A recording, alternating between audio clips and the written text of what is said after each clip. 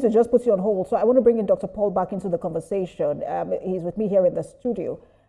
I want to ask, because when Mr. Biago was speaking, he talked about the issues around ethnicity. He was speaking to what has tested us the most, and he has talked about corruption, the coup, and then the civil war. But I wanted to ask about, especially about ethnicity, because I was reminiscing with someone, I think whether it was October 1st or yesterday, and we're talking about how I personally grew up with a lot of tribes. And, it was after I'd grown up, I realized that, oh, this person was Igbo, this person was, Calabar, this person was Isoko or Urobo. Because it didn't occur to me as a child that this is who they were. We're just all friends and neighbors. And my parents could leave me with them if there was any need to. But now, people, even in marriage, people complain about, no, I want to just marry from my tribe. How did we miss the opportunity to manage our diversity? Well, like you have alluded to the fact that we all grew up as a united Nigerian, a people that knows no tribal sentiments. The Igbos, the Hausas, the Yorubas, we all live together. But come to think of it, the 1966 coup was tagged a tribal coup. The Civil War also was very tribalistic. The Igbos wanted to go. The first coup was said to be the coup led by the Igbos. So come to think of it, to say that from those 2 points, we have started thinking like non-united Nigerians, because those two things have set us apart.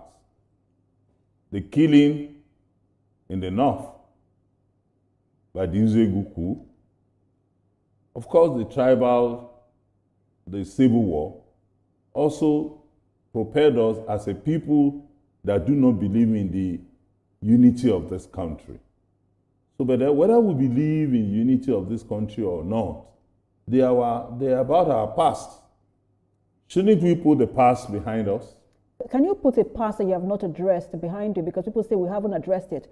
And I raise this point because right now, everyone on this panel, I realize all of a sudden, because it didn't occur to me at first, that everyone was from a different part of this nation, the major tribes. Yeah. And it was when we were talking, I'm not sure it occurred to anybody now until I mentioned it, because that's not what we're thinking. We're talking about Nigeria. Yeah. But because we have not, people say because we have not addressed this issue, that's why when you're talking to someone, you're watching out for their accent to even just figure out where they are, where they are from.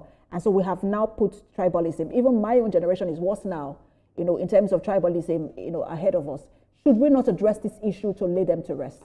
Okay, what are the issues? The issues about, one, when did the Civil War came, and then when the Civil War was over, there was the idea to reconstruct what was destroyed in the East. Of course, how well have we reconstructed? We've not achieved so much.